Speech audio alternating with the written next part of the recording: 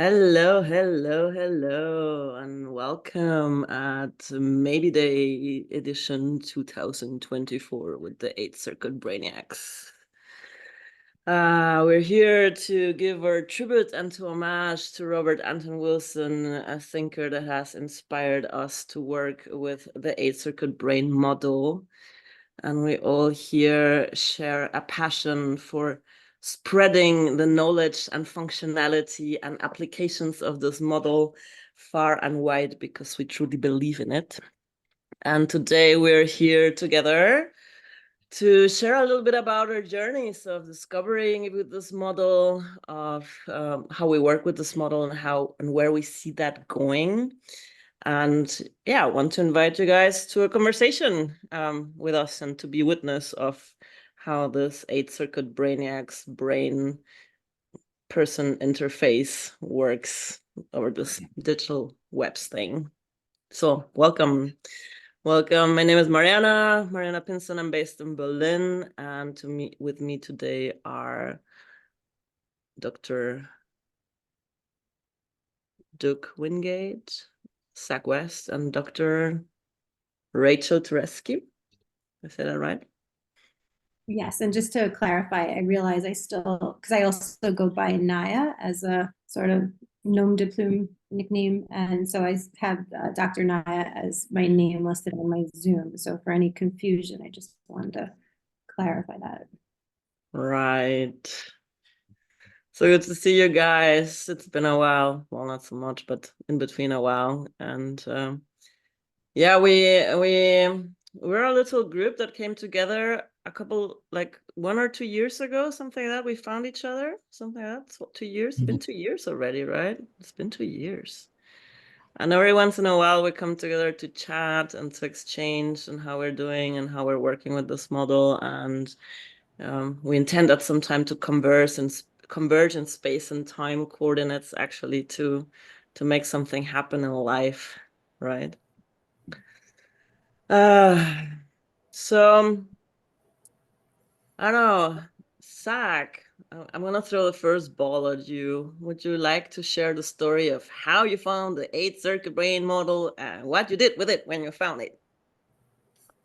Yeah. So, buddy of mine was super into Robert Anton Wilson and suggested that I read Illuminatus. And after I read Illuminatus and was like raving about how amazing I thought it was, he decided that I needed to read some of Wilson's nonfiction. Mm. And so he gave me Prometheus Rising, and I soaked that up pretty fast. And then got into the Maybe Logic Academy. I was started going on there, and I ended up taking one of Antero Ali's courses, Mm. and then was lucky enough to get some of my art published in his second book, The 8th Circuit Brain, second book on the 8th Circuit model, and I just like became obsessed with the 8th Circuit model after that, and yeah, I just like found it very useful. And I loved how the trajectory, once I started researching more into Timothy Leary and Wilson and Ali as like the holy trifecta of the 8th Circuit model. I loved the trajectory of more and more exercises. Like as it sort of evolved through those three, became very exercise based, and that's definitely my bias. Is the more exercises and the more practical applicability, the better. Classic. Through the Illuminatus trilogy. I'm curious, how about Doug? I think I haven't heard your origin story yet. How you find the My, model, what you did when you found it. my origin story.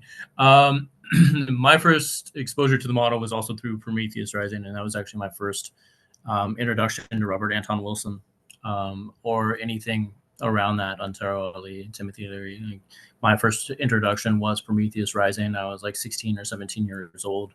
Went over the local bookstore here, was perusing the metaphysics section, and ran across it. And like I said, I was about 16 at the time. I found it interesting, and actually asked to get that book as a Christmas gift, and so I did get it that year. And then I'll just so much changed at that point in terms of perspective, and putting a lot of framework to experiences that I had around psychedelics and non-altered states, and my meditation practice that I'd been doing for years already at that time. And then also, like Zach, I had the opportunity to partake in being a participant, a part of the Maybe Logic Academy, and that really solidified it in terms of practicality and putting it to use, and going through and doing the exercises, and doing that both with Bob and as Antero offered his course. And so that's sort of where my exposure to it came from. And then since then, it's continued to have an influence, or at least provide a degree of framework. You know, I apply it in my Chinese medicine practice, working with people who have traumas or significant negative imprintings. And then now, more recently, in my licensed psilocybin facilitator here in Oregon, where it's legal, and utilizing it as a framework within that too, as people are working through a lot of these non-ordinary states. So also a good story from the books to the application already. With 16, wow, that's very early. What age was you, Zach, when you found it? I was almost 30. Yeah. Late bloomer. So Doug is here, the forerunner so far. What about you, Naya? How did you find the 8-circuit brain model? What you did with it when you found it? As with all the best things in my life, just randomness. I had just got my own computer and set it up in around 2001 or 2002. So I was like 20, 21 at the time. And, you know, I was really looking for a lot of, you know, stuff on alchemy and Golden Dawn and the occult and such. And so I set up a Yahoo group. And, you know, at first, like, nobody's there. I'm just sitting there by myself. So I left it open overnight. And in the morning, I was just really fortunate that somebody had joined, and it turned out to be, he became a good friend of mine over the years, and was like sort of a mentor and a guide, who was an adept in the Golden Dawn. And he just opened me up to so many different, you know, just books on the occult and just alternative thought, counterculture thought. And one of those figures was Robert Anton Wilson, and, you know, Prometheus Rising. And so that was my first introduction.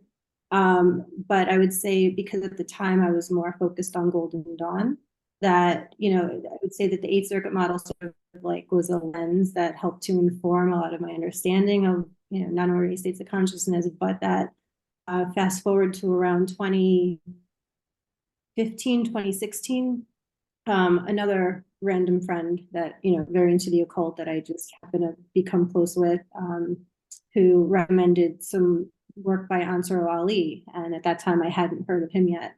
And so that sort of reintroduced me to, you know, just brought that model to the forefront, where I was also working in psychology and studying, you know, psychedelics and consciousness. And so sort of put it on my radar. I was like, wait a second, this is something that's really lacking in, you know, in this field. And that's what sort of inspired what now Doug and I are working on with 8-circuit Ascension. I was just realizing, like, wow, there's this framework that exists. And, you know, those of us lucky enough to be into the counterculture and some of the more underground stuff, you know, have been able to utilize it. And then, you know, just now with, you know, I mean, at the time, psychedelics were only kind of coming back up, but especially around like 2017, 2018, when they sort of really blew up and were being acknowledged in the mainstream, it seemed like, okay, like this is like an important thing to make people aware of. And that's around also when I took the course with Antero Ali. I took his 8-circuit brain course. I can't remember exactly, I think it was like 2018 or 2019. And that was really, one, helpful on, you know, a personal level, but also inspiring on, you know, to kind of try to model an approach to kind of sharing it more broadly with a wider audience. And how about you, Mariana? What was your introduction? Similar, like the first contact was the Illuminatus trilogy and the Principia Discordia. And the Illuminatus trilogy was given to me by my Discordian flatmate. He had made an attempt before, but I was not ready then. And then I had some sort of a mental breakdown. I was working in politics and just like collapsed, had some sort of a mental breakdown there. I went into a clinic for a couple of weeks, like 5 weeks actually. And he gave me the Illuminatus trilogy to read in a psychosomatic clinic. So it was kind of I entered one way and came out another way, and a lot had to do with that book. And then I changed course, left politics, went to Berlin to work cannabis lobbyism and the Herman Cannabis Association. And that was around 2014 when I got the book. 2016, 15, I moved to Berlin. And around 2017 was that I found the 8th circuit brain model though. I was already doing my novitiate at the IoT, the Illuminates of Thanateros. And was into chaos magic. And then I had this like weird Irish gypsy person that I met over OkCupid that was giving me a primal massage, which was like super painful, and like he was like going like deep into the meridians and causing a lots of pain. And while he was causing me the deepest pain, he would ask me like the absurd philosophical questions so that my mind got distracted from the physical pain and was like into like C3, right? And then at some other points where he was causing pain, he would ask me, can you remember your juiciest orgasm? And then I also forgot about the pain because I was like in the scape of like remembering embodied the orgasm. And I was like, what are you doing? It's like, oh, I'm testing the 8th circuit brain model. And I was like, what? What is that? So he told me a little bit about it and then recommended me to get Prometheus Rising, which I got. And then I like skimmed it and did a few exercises, but not really got into it and left it be again because I was like focusing on the training that's more structured around Peter Carroll stuff, doing the 6 months novitiate. And it was not until later, until like another massive fucking crisis and total chaotic collapse of reality tunnel that then I found Antero Ali's book. And that made a lot more sense, and it was like I felt more accessible as well. And it helped me rebuild myself and the person I was living with, which was an ex-partner by the time already then, but that went through a drug-induced psychosis episode. And the 8th circuit brain model was a really good framework for me to understand what the fuck was going on with him and also what the fuck was going on with me. And the exercises in Antero Ali's book, they helped really like find some sense of like grounding and step-by-step rebuild of the lower circuits to like kind of like get back into a new reality tunnel. So I also took the course then after with Ali, but that was 2020. And I remember that it really inspired me, and it resonates with Zach, right? There was like an obsession that started. And even there in Angel Tech, Antero Ali says also like to rebuild Circuit 2, we usually like an obsession is a good way forward, right? Like out of the chaos and focusing on something that you obsess about. It's a good way to rebuild a sense of self. So I think in hindsight, that was it as well. Like it just like ignited like an obsession and I like an inspiration of like, I can do something with this and then move forward. Yeah.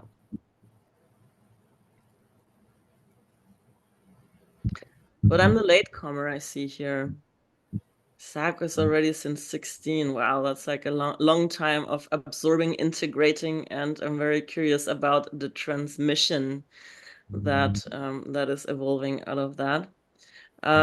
So now we go to the second round, right? The second round. I'm just saying, like, seeing that it's 5:23 in Germany right now. It's 5:23, and this is now the second round where we talk about what we say we talk about? We talk about like what do we actually do with the model, what it has inspired us to do, and how we use it in praxis, right? So I want to start with Doug this time because I'm very, very curious. Your way into praxis came into applying it into Chinese medicine already, and you have like a very, very therapeutic approach to using the model, and are now a psilocybin practitioner facilitator. So yeah, tell us, Doug. And well, Doug and Naya are in a project together. So they've co-written a book that's just about to come out, the Eighth Circuit Ascension. And Doug brings in like medicine, therapy, and Naya more like the psychology aspect of it. So yeah, I'm curious. First Doug and then Naya, I always say like to come like team ball each other or something. Yeah. So, like I kind of said, the model's been really influential on me personally in my own personal work, long before I started pulling it into my Chinese medicine practice. But that was a big portion of integration for me. I was on this path. A lot of what got me into Chinese medicine, complementary medicine, was actually also having a great interest in psychology, and specifically like somatic body-based psychotherapy. I was very interested in how emotions become embodied and how we hold on to those things and subconsciously, and they sort of get locked in. A lot of the you know Robert Anton Wilson was also my introduction to Wilhelm Reich and his work, and that then blossomed into bioenergetics and sort of neo-Reichian approaches, but really deep dived into the work of Reich and seeing how those things sort of tied together. And I think Christopher Hyatt was a really interesting individual who sort of pulled that in, and all of these things were sort of running around in my head around the same time that I was going through and studying my Chinese medicine practice, and taking a look, and people would report as they're working through certain things, that emotions would come up, or we would release muscle tension patterns, and these emotions would come to the surface. And again, it was a really useful framework for me that I didn't know anybody was really talking about. So there was a period of time where I was just trying to integrate all of that information together and see what ties in and what doesn't, and significant overlaps that hadn't been overtly discussed. And so, like I said kind of earlier, is that specifically in trauma work, where people have these subconscious negative imprints, often from early life, that they're holding on to. That these things will kind of come to the surface, and it can be helpful to have a framework or a package where you're able to describe this and say, yes, so what you're experiencing, what's coming to the surface, beyond just early life traumas or early life imprinting. Being able to use that terminology and provide some framework has been really helpful for people, into context to their experiences, because often when these are coming up, they're very just raw emotion, and sometimes they don't, because it can be so early, or because they've sort of repressed where it's coming from, what the actual event was that induced this imprint. Having that framework to be able to take a look at it has been really helpful. And I'm finding, as I said, much more recently, in the last 2 years, when psilocybin became legal here in Oregon, and we move into that realm as well. I know a lot of stuff comes up in those older non-ordinary states, psychedelic states, and so again, it's a different portion, but it all sort of, the Eighth Circuit. One of the great things about the model is that it sort of runs the gamut of the human experience. So it allows for descriptions with that framework of the altered states, as well as seeing how these imprints or the lower circuits come in into experiences, or may again come to the surface, or also as integration tools. So Antero Ali's contribution of the verticality of the circuits has really been, I've found a very helpful tool, both personally, but also for a lot of people, in terms of what do I do with this experience if I'm feeling destabilized, on you know, in any particular circuit. Like, what is the way to work with this? And of course, there's the exercises related to a particular circuit that can either induce or bring you sort of activate that circuit or work with that circuit directly. And then there's the more indirect route that can be utilized in terms of those vertical relationships. And so that's where a lot of my focus has been, and it's really been a lot of my personal journey in integrating that and seeing how, you know, often these things are already sort of happening when I'm working with people, and it's just providing an app to be able to navigate those experiences that people are having. Yeah, and so on as my application started more on a personal level, and the metaphor of Chiron and the healer, and so as Doug was saying, how the model is helpful for working with negative imprints and trauma, and so utilizing the model for my own personal healing and psycho-spiritual development, and how it just continues to help me with my, you know, self-awareness of what's going on in different circuits, and where I might be, as you know, Andra Ali referred to as treadmilling, or where I might be stuck in a particular circuit. And again, with the verticality, where how to counterbalance if I'm overactive in a circuit, or what I need to, like, applying exercises that are relevant.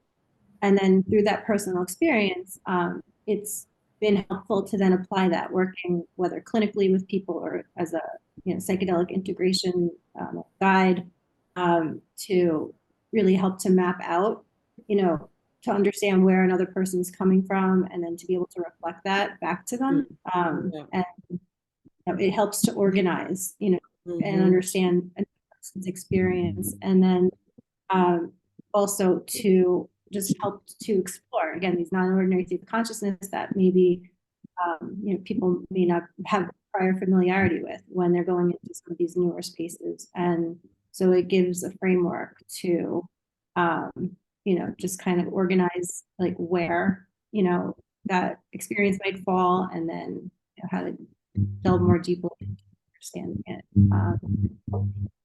So yeah, I just think it's such a versatile model, which we see with all of our respective projects, right? So, you know, Doug and I with 8 Circuit Ascension, and Doug's work with circuits in Shen and Chinese medicine, and then obviously with, you know, Mariana, your work with you know, chaos magic, and Zach, your work with music. It just has such broad utility and such a brilliant model. It could be applied in so many different and inspiring ways. So yeah, I'm just curious who wants to go next. No, before going next, I have a follow-up question for you guys, because you've done something very significant now from your book. I haven't read it, I haven't gotten my hands on it yet, but from what you've shared so far, what you did is that actually took this model and updated the science, the neuroscience, and the psychological science around it, right? And I think that's quite groundbreaking, because this model has been like floating around the fringes of discourse, rather with the fringe sages than in the academia, after Leary was discredited by the authorities and made a boogeyman for the whole psychedelic prohibition backlash. Nobody took him seriously anymore. Not in the psychedelic discourse, not in the psychological discourse, not in the neuroscience discourse. The model was just like thrown out with a bathtub. And of course, this model has, like, it's not just science-based. Like, what he transmitted was also like access and transmission he got from his own psychonautic experiences, right? So like this is a model from psychonauts for psychonauts. And it has a little bit of woo, but it has also base in science, because Leary was, for the time being, very ahead of his time and was quite a brilliant theoreticist. And Robert Anton Wilson can be saying the same, very brilliant mind, but also very ahead of their time in thinking. So there has been like being more like in this like occultish scene around. Some people know it, some people don't. Discordians might know it, but don't really work with it maybe. But you guys have taken the effort of like upgrading the science in neuroscience and psychology. Can you just like share a bit about what that process has been like? And yeah, I'm excited for that. I want to hear a bit. So do you want to take that one? I can take some of that, and then feel free to jump in or build on it for sure. Yeah, I'm a neuroscience geek, so I have integrated integrative or functional neurology into my practice, my Chinese medicine practice, and work with a lot of people with like traumatic brain injury and post-stroke and things like that. And I'm just a brain geek. Like I love to know how things tend to operate. And so again, part of my integration process with all of the information and all of my interests was to try to see how these things tie together with the model, because it's so functional and it's so useful and can be so impactful. But I also like to, come from it from a little more academic standpoint, and really just interested, and not exclusively, don't get me wrong. I mean, I'm coming from Eastern medicine and Eastern philosophy as well, and a number of Western esoteric traditions as well. So like how all those things sort of the common factors within those things. But yeah, always fascinated with neuroscience, and as was Leary in a lot of his original work, he was talking about how brain development and evolutionary development of the species through the human nervous system. And so a lot of our goal was to take a look at the model, some 50 years out from when Leary's first material on it was published, and then Wilson's material was published in like 1984 or something like that. It's been quite some time, and there's been a lot of things that have happened in that time. And just kind of taking a look at what is now out there and how that can tie in, and how it only further supports utility of the model. So the more modern neuroscience, both in terms of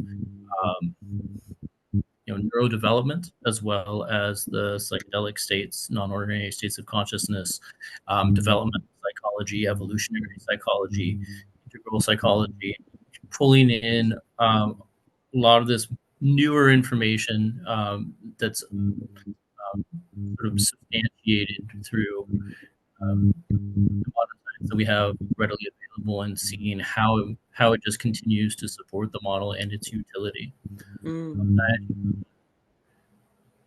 Add to that a bit? I mean, I think you broadly covered, kind of just how been able to focus on just validating utility of the model. And what I would add is so we have a course that we're currently supporting, like a certification course to teach, about the 8-circuit model, both for, on an individual level for those who want to apply it, but then also for other, whether it's clinicians working with psychedelics or other life coaches or spiritual coaches or people who want to just help people to explore, their psyche, their potential. But another thing that for those going through at that kind of master practitioner level, intend to apply it, we're developing an assessment, because I'm working with this with other people. It's useful to create a map, and it's sort of intuitive to kind of assess where somebody is. But it would be, we think, interesting to, well, one, just useful to have an actual assessment to kind of map out and watch somebody's progress over time, but also in terms of research and validating it. And so actually being able to have something quantitative to, utilize to explore the model, and then also to just have something objective show its value, and show how working with the model, how one progresses. So that's something that's down in the future. And so other than that, I don't know if you have anything else you want to add to been working on and Yeah. I guess just real quick, because the practicality and the importance of the exercises have been brought up multiple times. Just kind of making a note that our effort with the forthcoming book, Eighth Circuit Ascension, was to really work on substantiating the underlying theory. And part of the reason that we have a secondary workbook tied into that is that practicality and trying to get people to actually engage with the model and work through it. So people who may just be working on it as self-work, or people who are working with clients or whatever can hand this off as a practical tool. So we're not looking to neglect that by any means, because it's such an important facet.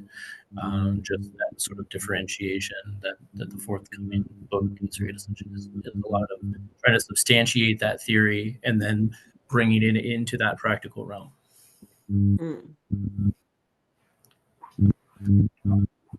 Which there is also a second book coming out as well, a workbook that focuses on more of the exercise practice. Oh, you got a second book in the pipeline. So the first book was more about like really nerding into the theory and how the more recent research of neuroscience and cognitive psychology still applies to the model. Because that's one critique one always gets, like, yeah, but it's like an outdated model from the 60s. But what you did, as I hear, is like actually looking like the newest state of the art of the research and how it can still be workable within this framework, and where different theories like fit in. And now from that, like, the next book is going to be more about like your practical experience with the model and how can it be helped. The thing about assessment I find fascinating. I think that's something also that's like cooking in my mind, how to make an assessment. I do have like an assessment interview for people to like self-diagnose themselves, or like self-oriented themselves. But I think that could be like professionalized, and I think that might be something we can like collaborate a bit on. Would be interesting. But Zach has a completely different avenue of working with this model. Like he's not so much in the therapeutic and psychedelic or psychological realms with it, but in music, as a music teacher. So Zach, you want to tell us a little bit about like how you make that model work for your musical circuits curriculum? Yeah, well, it first kind of came from I had always been into music sort of for the psychological aspect that it is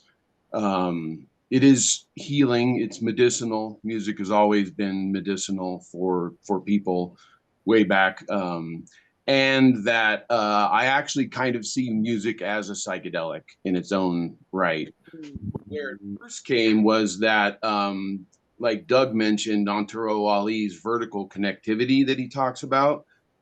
As a musician, that instantly correlated with what we call the perfect fifth in music. And so it's a very important aspect to music theory, is this perfect fifth. And when he outlined circuit 1 to 5, 2 to 6, 3 to 7, 4 to 8, that any bass player knows that that's bouncing the fifths, right? And so I was like, well, that seems very musical to me.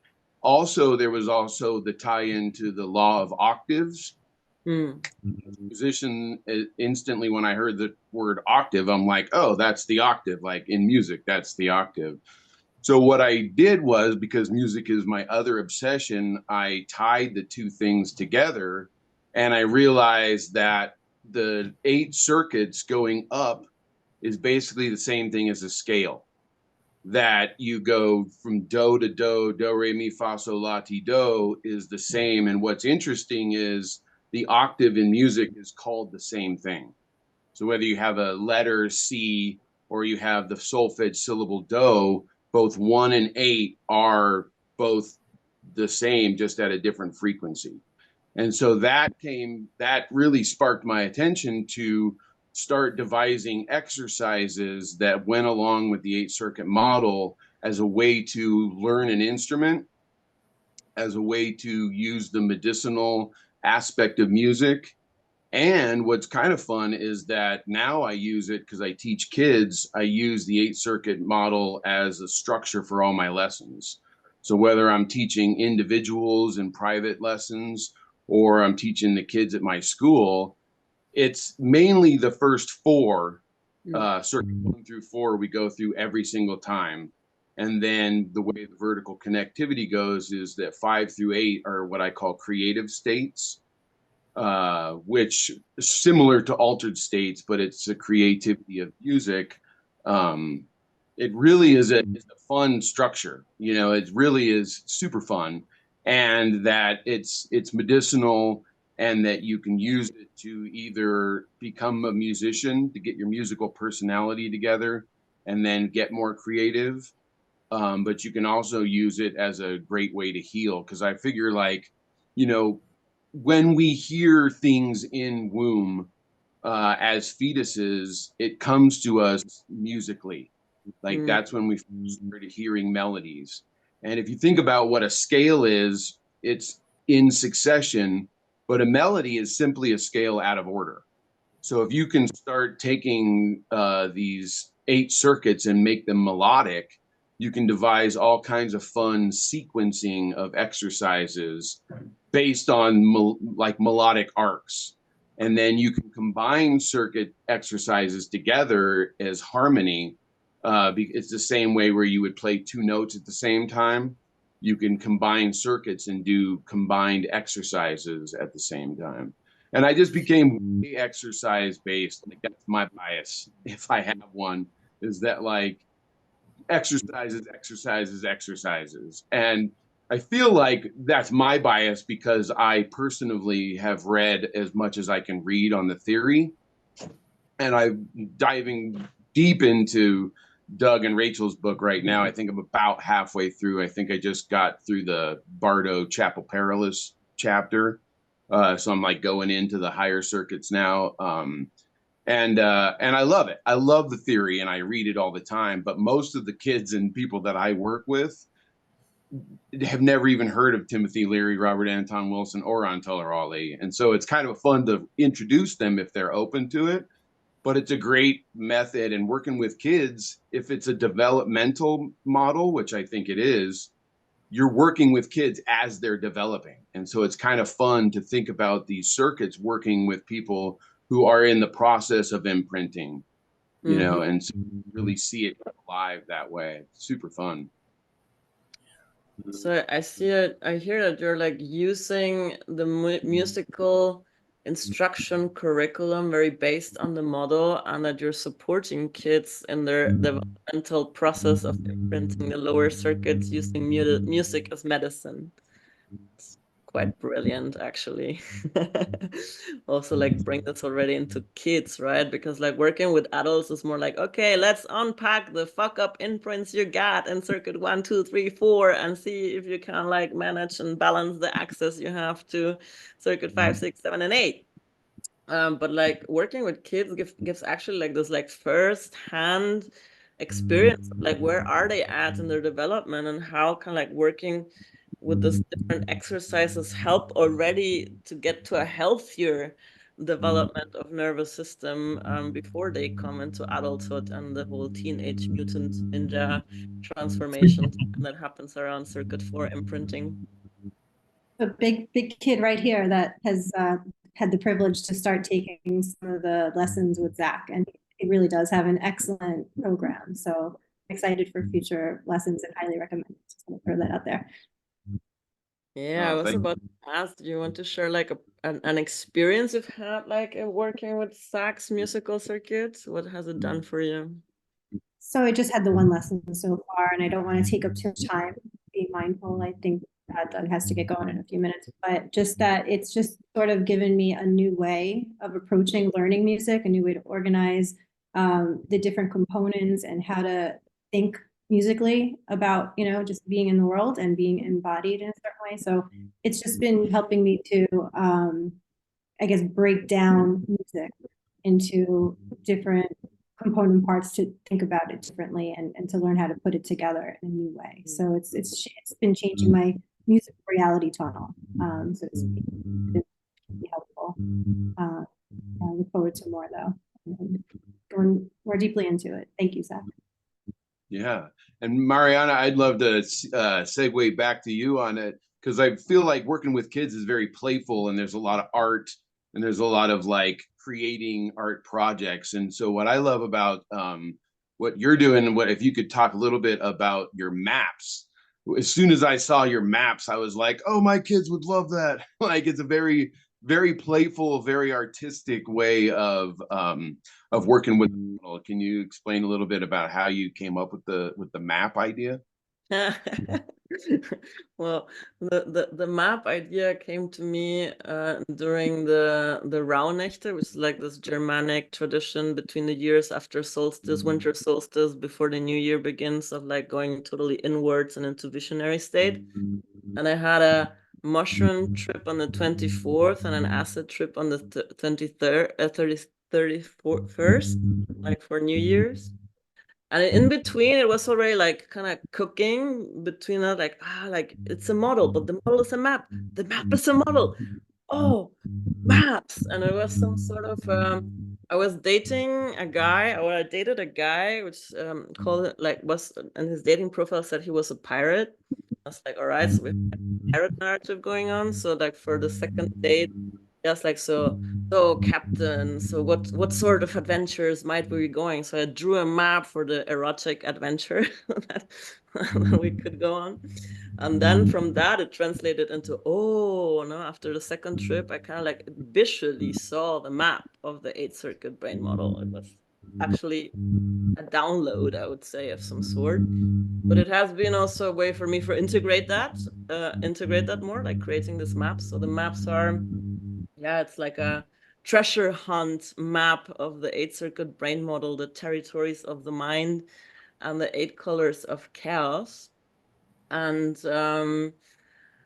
yeah, I work in the coaching industry, so I'm trying a playful approach at personal and magical development. Yeah, so I mix the 8 colors of magic, of chaos magic, with the 8-circuit brain models. So the maps are like this: the red territory, the orange territory, the yellow, and like this different colored maps. And what I'm cooking up with that is the idea to create an online offline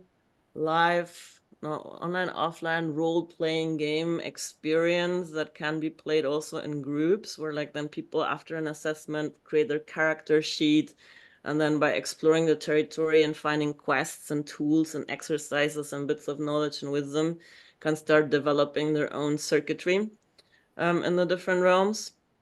So yeah, that's a bit like what's cooking with the maps. And it's been a sort of manic creation process with these maps, and they're not finished yet though. So when they're finished, I shall share a bit more. But I would like to, because Doug needs to go in a few minutes, I would like to turn around into the second round, into the last round, and then maybe I can share a little bit more about where I see it going there. But I would like to have like Doug the opportunity to also give his last words of vision. Where is this model going with our efforts of spreading and proselytizing? Yeah, I mean, I think my hope is that because it's been such a useful tool for me personally, as well as working with other people, and sort of exposing people to the model and them utilizing it and finding a lot of benefit in it, as well, is that I think a lot of Naya and my goal is, with the update of information, is to hopefully bring it into more of a cultural awareness, just so that it's a tool that people are aware of, so that they can utilize on their own in a way that helps. And then certainly, also potentially bringing it into a more academic realm, where it can be both utilized and discussed a lot further. The more minds that we can bring into this, I think the better it can be built out. And I think it's sort of withstood the test of time at this point, even if it's remained pretty much underground for the most part. And that it was coming out of a lot of information the information that we had at the time as the model was being developed, and it continued to evolve through Wilson and then Ansaro's developments. And the world is continuing to evolve, and I think more and more people are either in a place where it could be a useful tool, or certainly, I'm in a unique little bubble here in Oregon in the United States, where psychedelic medicine is being openly utilized, and but it's a broader global discussion at this point. A lot of that had gotten shut down, and now that with that conversation becoming much more prominent, you're going to have more people potentially being exposed to in a therapeutic setting these non-ordinary states. And a lot of with my training to become a licensed facilitator with psilocybin, the question was brought up by other people, like, so we recognize that these non-ordinary states of consciousness exist, but what do we really do with them? And they didn't really have much in the way of an answer. And I was like, the 8th Circuit model is fantastic at this. And so I think as that conversation is becoming more and more prominent within culture, and don't get me wrong, psychedelics is a tool as well, and that the 8th Circuit model lends itself to so many different tools to utilize these various states and various parts of self and various intelligences without any sort of external substance or anything like that. The exercises on their own are so very powerful. And I think just bringing that conversation sort of more into the daylight, as it were, is the direction that we're really sort of hoping for, as well as I think we're at a point where it lends itself to a lot of what's kind of going on in the larger development of things. So yeah, I don't know if Naya, you're welcome to build on that if you'd like. I think that was really comprehensive. I would just add just the idea that, because like you said, like how it kind of applies to the larger, like just the cultural milieu, what's going on in the world, and how quickly humans are sort of evolving, but in different ways, some more destructive and some incredibly brilliant and inspiring. And it's so just that we're at a place in the collective where we need, it feels like, more cultural self-awareness and more of a just a large scale healing. And so I feel like, and the way we divided the book up is, absorb, integrate, transmit. So there's a the first part of the book where it's on, the model itself, explaining, giving some exercises, integrate, which is, how to apply it, teaching how to, like, let's say work with it, for example, with, psychedelics, or, as a coach or a guide. And then transmit is, our personal little, idealistic vision of, healing the collective through the healing of the individual, and how that might help to facilitate, a more, ideally, the more people who work on self-improvement, the better the world will be, so that's sort of the, I guess, broader vision. Would you add anything to that, Doug, or clarify anything? I think that's great. Maybe as a last word before Doug needs to leave, like, where can people learn from you other than the book? Yeah, so the book is not out yet. Original Falcon is putting the finishing touches on it, so it'll be available soon. Our collective work, Rachel and I, can be found at 8 Circuit Ascension. So we're on all of the social media platforms, and then 8circuitascension.com. My personal work in more of the Chinese medical realm or the psilocybin facilitation realm can be found at it's acumodulation.com. So or acuneuromodulation.com, excuse me. So it's a bit wordy, but that will bring you to all of my stuff related to Chinese medicine, integrative neuroscience, and then the psychedelic realm as well. And I've got a number of books that are up on Amazon as well, beyond just the 8 circuit Ascension work. One of those including Circuits in Shen, which was my approach and my attempt at integrating the Chinese medicine and the Eastern philosophy with the 8 circuit model. Awesome. Thank you, Doc. And blessed be your patient that has such an amazing doctor and therapist, so knowledgeable. So Yeah. they be Yeah, in good and hands, I think. thank you. Yeah, not here yet, so I'll hang on as long as I can, but appreciate the time and always good talking with you guys if I do have to dip out suddenly. But yeah, love to hear from the rest of you as I can. Yeah, Nadia, would you want to say last words on like where can people learn from you or work with you? Yeah, so just like Doug said, all of our stuff on 8circuitascension.com. There's links for our social media. My individual coaching practice, Elusia Psychedelic Integration Coaching. It's spelled ELEUSIA. So it's elusiacoaching.com. And on Facebook, Dr. Rachel, one word, Turetsky. Could we put up, because I mean, a lot of these are like hard to spell. So maybe we can like add some links to the posting, yeah. Okay. And how about yourself, Mariana? Where do I see this model going? Well, I have like from my experience as or shared experience shows, right?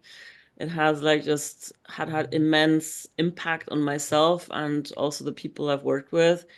For me, it also works like it's like the background framework when I talk to clients, and also like seeing where they are at or where they might need work at, and like which approaches I can try to help them solve their, as Antero Ali called, treadmills.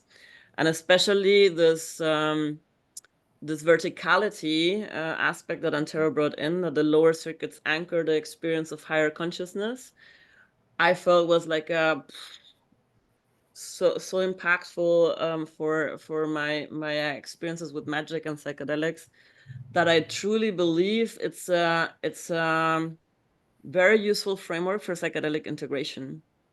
And yeah, as Doc said as well, like the psychedelic, the new wave is fully on roll, and psychedelics are going to become more popular. Psychedelics will be more present in therapy, but also in the Gen Pop, right? It's not only the people that are on the fringes now that are going to approach psychedelics, so it's going to mainstream a little bit more. And I do think that for all people experimenting with psychedelics or psychospiritual technology, magic, or other kinds of consciousness altering practices, this model can be just like a very brilliant and very simple framework to navigate the work in a way. So either by doing magic or psychedelics and expanding consciousness, knowing how to do the integration work so that you actually benefit from this experiences, so that you actually consciously can steer the course of your personal and magical or spiritual evolution, instead of like just drifting here and there, and also take ownership, like be the captain of your own evolution journey, instead of like resorting to gurus or other people or cults or anything. This model, I think, just gives a neat framework for you to claim your own trajectory of psychospiritual evolution. Yeah. And it empowers people to understand themselves. It empowers them to understand the psychedelic, or like frame the psychedelic experiences in a meaningful way, and at the same time like do the necessary integration work on their own. So, and if any of us can work ourselves up with this model, everyone else can do as well if they know about it. So we need to make sure more people know about it. What about you, Zach? Yeah, I feel like that same way. And like I said before, I'm kind of going the youth route, working with youth with it, which I really enjoy. It's super fun. And I got a website, ZachWestI2C2.com. And the I2C2 comes straight from Leary's smile equation. And I just, yeah, I think like music is one of those things that crosses cultural boundaries and age groups. And so it seems like a perfect vehicle for me to use to try to, like you said, get the model out, help people, you know, navigate their own lives. And one of my favorite circuits, if I have one, is Circuit 6. And I think that's where the magic can happen, you know, and so we can engineer the probability that better and better things will happen, and we can kind of come together in common grounds and make some magic and change the world if possible. Where can people learn from you? They can go to my website, ZachWestI2C2.com, and you can take the course. It's individual based, so you can take a lesson here or there. You can go through like a 5-week course where you do the introduction session, and then you do 4 weeks on the vertical connectivities, or you can do more of a 9-week where you take an introduction and then a week on each circuit. And I give you many exercises. And also I love some of my students have started devising their own exercises based on the circuits, which I love. I love when people create their own, like I can give you frameworks on how to do exercises, but you know, children are super creative and want to do it their own way. And so I've had some students make up some amazing cool exercises, then I steal them from them and create it even further. Fair enough. Yeah, I also still want to answer that question where people can learn from me, didn't say. So my little enterprise is called Chaos Surfing with one S, like KO, like the sacred cow. Chaossurfing.rocks. And there you find all the different rabbit holes to go to. I offer twice a year a live course, which is more like a magical pirate quest adventure of consciousness exploration. And it contains also some now pre-recorded video teachings, quest scrolls with all the exercises that I've been compiling around as well. And now I'm about to release as well the self-paced online version of that course soon. It's not ready yet for today, still the funnel, but it'll be out soon. So you can check it out, and you can follow me also on the socials under Chaos Surfing or Chaos Surfer 23. And I also work as transformational coach and integration coach, so offering one-on-one sessions where people can work with me. And in Berlin, I offer workshops as well, where people can get like first contact with the model and some exercises that are useful to understand this model. So last words, right? I think like this is just an introduction. So it's just for you peoples on the interwebs to get us to know us a little bit. But we intend to continue doing such like Brainiac, 8-circuit Brainiac calls where we interview one another, or we talk and go through the circuits and geek around with one another a little bit. Some sort of like podcast in a way maybe, and we'll do some live Instagram or Facebook videos here and there as well. So make sure to follow our socials to get into that, because we're going to go nitty-gritty into the model as well, and not just like this introduction, and share some of our experiences and adventures, I guess. And also maybe we can just encourage anybody who's got any questions that in a future podcast that we put out, if you have any more information about specifics, we're happy to answer questions. Yeah, having fun. Oh, and I forgot to, my socials are usually musical circuits. So if you want to find the musical circuit, Instagram and TikTok and Facebook. And if by any chance you don't know what the hell we've been talking about the last hour, well, I recommend to go to any of our websites and get a first imprint on the 8-circuit brain model. you'll find some useful information and mind altering experience just by engaging with it. All right, it's been a pleasure talking to you guys. I think we can wrap it up right here, right now. And just, yeah, I'm very curious what else unfolds of our brains thinking every once in a while, geeking around this model. Yeah, thanks for moderating. Thanks for moderating that. That was awesome. Mariana. It's a pleasure, everybody. From everyone. Ciao. Ciao. Happy Maybe Day. Happy Maybe Day.